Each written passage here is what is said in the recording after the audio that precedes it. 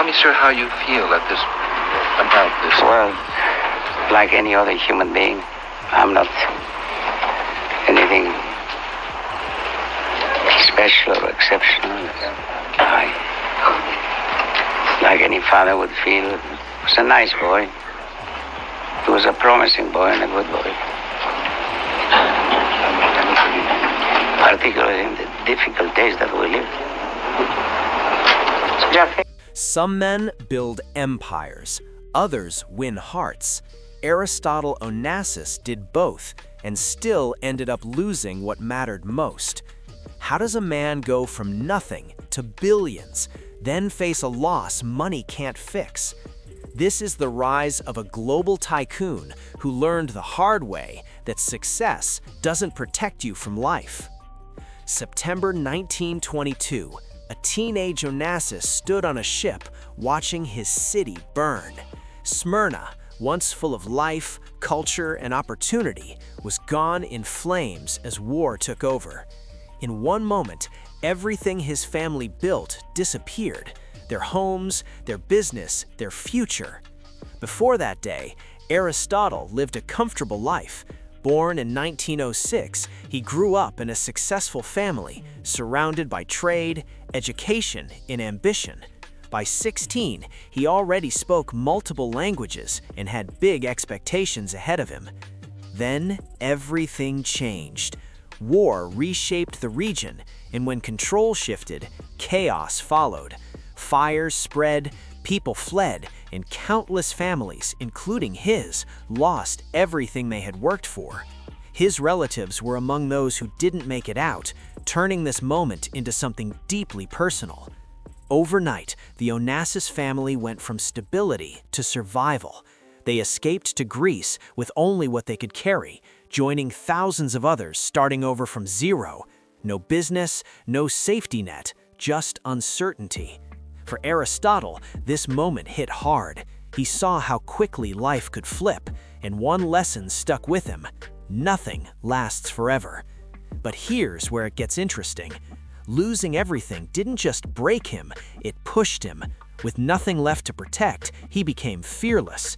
That mix of pressure and ambition sparked a drive that would take him far beyond anything his family had before. At just 16, he made a bold move, leaving Greece for Argentina with only $250 and a refugee passport. No connections, no guarantees, just pure determination. Buenos Aires wasn't easy on newcomers. He took any job he could find: manual labor, washing dishes, anything to survive. Eventually, he landed a low-paying job as a night telephone operator. Doesn't sound impressive, but this is where things shift. Working nights gave him access to something powerful: information. He listened closely to business calls, learning how deals were made, how money moved, and where opportunities were hiding. During the day, he chased deals. At night, he quietly gathered knowledge. 2 lives at once, and it started paying off. Then came a moment that changed everything. In the mid-1920s, he overheard talk about a new film trend, one that would make a simple product explode in popularity, and Aristotle was ready to move. Aristotle didn't miss the moment, he saw it coming. If films were about to make smoking look stylish, demand would explode. So he moved fast and aimed for something different, a brand that felt elegant, bold, and made for women stepping into a new era. He chased down a top tobacco businessman, Juan Gauna, refusing to be ignored until he got a meeting. That persistence paid off big. Gauna placed a massive order, instantly boosting the family business. But Aristotle didn't stop there. He launched his own cigarette brand and gave it a powerful image. He even got famous opera singer Claudia Musio to be seen smoking it, turning the product into a symbol of style and confidence. The impact was huge. By 25, he was already making serious money, over $100,000 from tobacco deals alone. Governments started noticing too, and he was given a major role representing Greek trade interests abroad. I'm giving no interview. The only reason why did you cut short your trip? Please. Are you going to marry Mr. I said don't. I'm not answering any interview. Now stop it. Most people would have stayed comfortable. Not him. In 1932, during one of the worst economic crashes in history, he spotted something others ignored. The real money wasn't in tobacco, it was in shipping. While everyone else backed away from the industry, he stepped in. Ships were selling cheap, and he bought several at prices people thought were crazy. To others, it looked like a mistake. To him, it was timing. He believed the market would bounce back, and when it did, he'd be ready. That decision changed everything. As global trade slowly recovered, his ships became more valuable and his influence grew fast. What looked risky turned into the base of a growing empire. Then came another shift. He expanded into oil transport, investing in tankers just before global demand surged. To stay competitive, he made smart business moves that lowered costs and kept his operations efficient. During World War II, his fleet stayed active, helping move critical supplies while also growing stronger as demand increased. While many ships were lost during the conflict, his business kept expanding. After the war, he moved again, buying dozens of surplus ships at low prices. And then he took things to another level. He focused on building massive oil tankers, far bigger than what most companies were using. These ships could carry more, travel farther, and generate serious returns. The numbers were wild. One good contract could cover the cost of a ship in months, leaving years of profit ahead. When global routes shifted and challenges hit major trade paths, his larger ships made long-distance transport more efficient. While others struggled, he adapted and kept winning. By the 1950s, Aristotle Onassis wasn't just successful, he was operating on a completely different scale. His fleet rivaled entire national operations, and he even stepped into aviation, creating a luxury airline known for high-end service and innovation. And just as it seemed like he had complete control, even bigger challenges were waiting. He bought a private island, Scorpios, for millions and turned it into his own escape, a place built for luxury, privacy, and power. Then there was his yacht, Christina, not just a boat, but a floating mansion where world leaders, celebrities, and business giants all showed up. From the outside, it looked perfect. But while Aristotle was building his empire, his personal life was getting complicated. In 1946, at age 40, he married Tina Lavanos, who was 17 at the time. She came from another powerful shipping family, making this union both personal and strategic. It gave Aristotle stronger ties to elite circles that once looked down on him. Together, they had 2 children, Alexander and Christina. Their life was filled with travel, luxury homes, and major celebrations tied to his growing fleet. Everything looked polished and powerful. But behind the scenes, things were shifting. We are very two close and dear friends. But unfortunately, this statement doesn't suit the spicy part of the press. By the mid-1950s, the marriage was already under pressure. They began living separate lives, and trust started to break down. The relationship slowly turned into something maintained more for image than connection. And then, everything changed. Aristotle met someone who would completely reshape his world, Maria Callas. She wasn't just famous, she was a global icon, known for her voice, her presence, and her emotional performances. Maria had transformed opera into something unforgettable. Audiences admired her, critics praised her, and her influence was unmatched. They first met in 1957 at a high-profile event in Venice. 2 of the most recognized Greek figures in the world in the same room. The connection was instant, even if it wasn't obvious at first. At the time, both were still married. Maria was with Giovanni Battista Meneghini, who managed her career and helped guide her rise. Meanwhile, Aristotle was still tied to Tina, though their relationship was already fading. Then came the moment that changed everything. In 1959, Aristotle invited Maria and her husband on a luxury cruise aboard his yacht. What was meant to be a glamorous trip with elite guests quickly turned into something far more personal. Spending days together in that setting created a shift. Conversations got deeper, attention grew stronger, and boundaries started to blur. At first, Maria wasn't impressed by him. She saw him as intense, maybe even overwhelming. But Aristotle didn't back off. He stayed focused, confident, and persistent. Over time, that energy started to break through. And just like that, a connection that began quietly was turning into something much bigger. For Aristotle, Maria was different from anyone he'd ever known. She matched his level of fame, his intensity, his drive. And more than that, they shared the same roots, the same cultural identity, something that made their connection feel deeper. For Maria, he represented something else entirely. Her career, once unstoppable, was becoming harder to manage.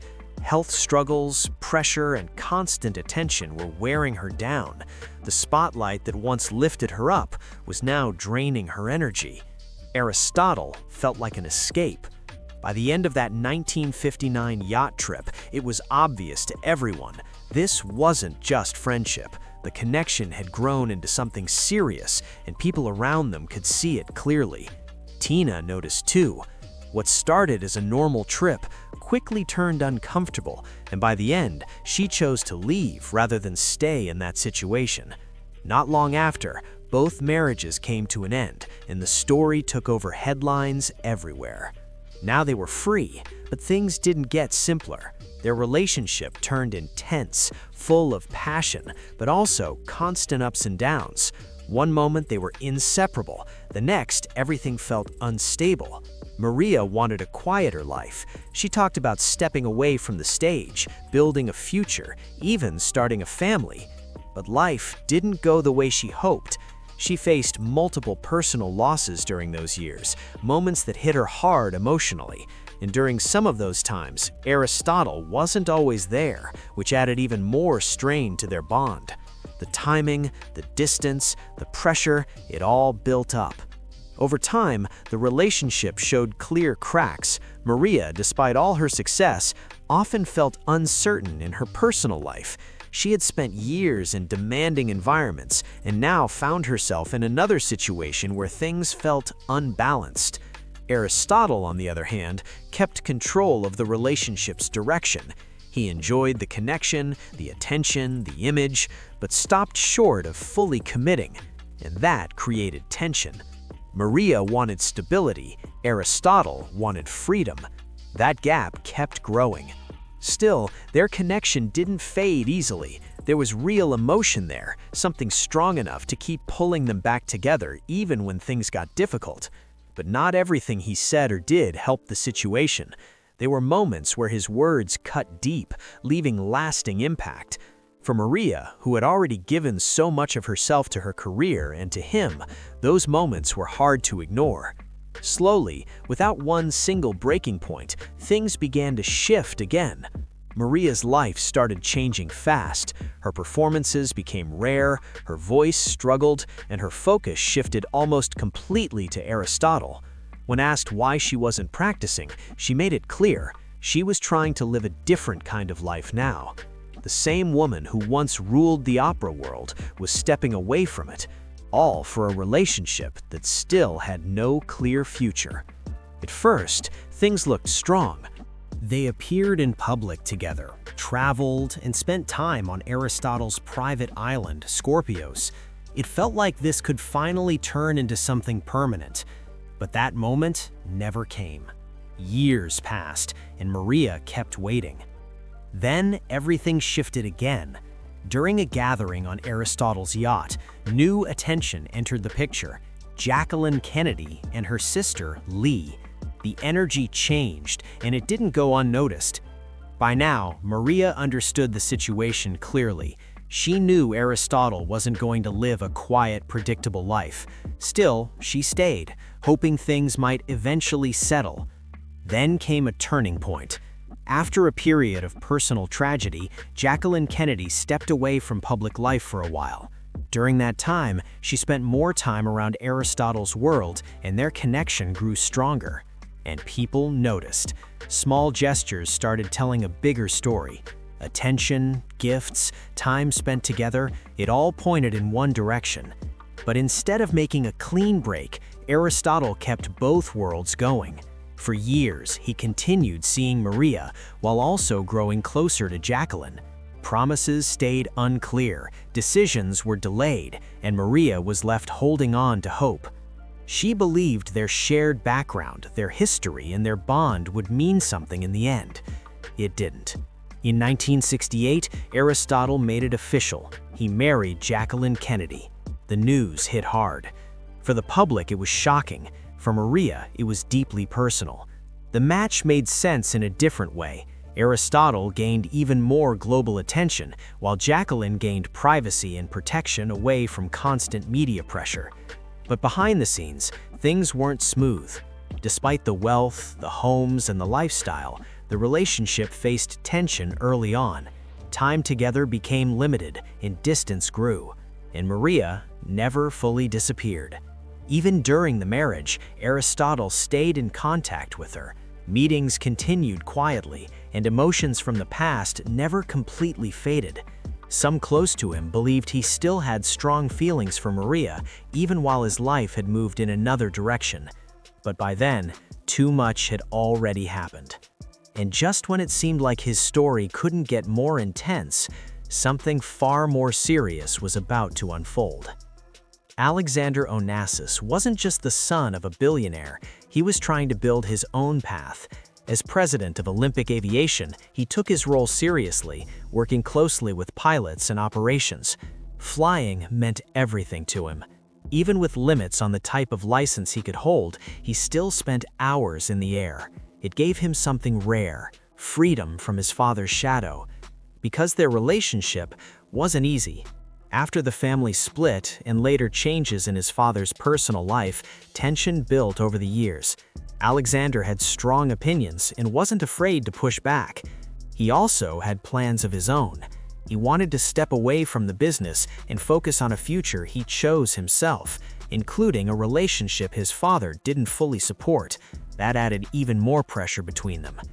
By early 1973, things were already intense. Then came January 22nd, which should have been a routine training flight, quickly turned into something unthinkable. Moments after takeoff, the aircraft lost control and crashed within seconds. It all happened fast, too fast. Everyone on board was injured, but Alexander's condition was critical. He was rushed between hospitals as doctors tried everything to stabilize him. When Aristotle heard the news, he immediately traveled back, shaken by what had happened. The situation was serious from the start. Specialists were brought in, but the injuries were too severe. Despite all efforts, Alexander passed away the next day. The loss hit hard. For a man who had built everything from nothing, this was something he couldn't fix, control, or change. And what made it even harder was the way it happened. A short flight, an experienced pilot, and a result that didn't make sense to him. Official reports pointed to a technical issue during maintenance that affected the aircraft's control system, but Aristotle struggled to accept that explanation. He wanted answers. He pushed for investigations, questioned everyone involved, and even offered a major reward for clear proof of what really happened. But no new conclusion ever replaced the original findings.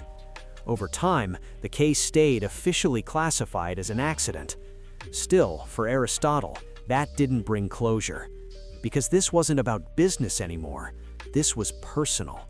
The island that once symbolized success and celebration now held something very different. And from that moment on, everything began to change. His son was gone, his future gone with him. The one person meant to carry everything forward was now buried on a quiet island, gone far too soon. And Aristotle never came back from that moment. He had survived war, loss, and starting from nothing, but this was different. This wasn't business, this was personal, and it broke him. People close to him saw the change immediately. The sharp, driven man they once knew became quiet, distant, almost unrecognizable. His personal life kept falling apart too. His marriage lost whatever connection it had left, turning into something distant and strained. They spent more time apart, living separate lives despite everything they had built. The house that once symbolized success now felt heavy, filled with tension and silence. his health also started to decline. Years of pressure caught up with him, and his energy faded fast. The empire he built no longer felt the same. Because what was the point if there was no one to pass it on to? In those final years, Maria returned to his life. They reconnected in a quieter, more emotional way. It wasn't about fame anymore, it was about what they once had. He reportedly realized something important, but it came too late. Time had already moved on. By 1975, his condition became serious. He was hospitalized in Paris, surrounded by doctors, but far from the powerful image he once carried. And then, it ended. On March 15, 1975, Aristotle Onassis passed away at 69. The man who built one of the biggest business empires in the world, who lived among leaders, celebrities, and global power, was gone. He was laid to rest on the same island tied to so many chapters of his life, now forever connected to loss as well. After his passing, everything he built slowly began to change. His daughter, Christina, inherited much of the fortune, but her life came with its own struggles. Despite wealth, stability remained difficult to find. Years later, the empire shifted hands again, and many of the symbols of his power, his airline, his yacht, his properties, were sold, transformed, or faded away. What stayed was the story. A young refugee who became one of the richest men in the world. A man who moved through elite circles and built something massive from nothing. But in the end, none of it could replace what he lost. Because no level of success can shield someone from real life. And that's what makes this story hit different. He reached the top of the world, but couldn't hold on to what mattered most.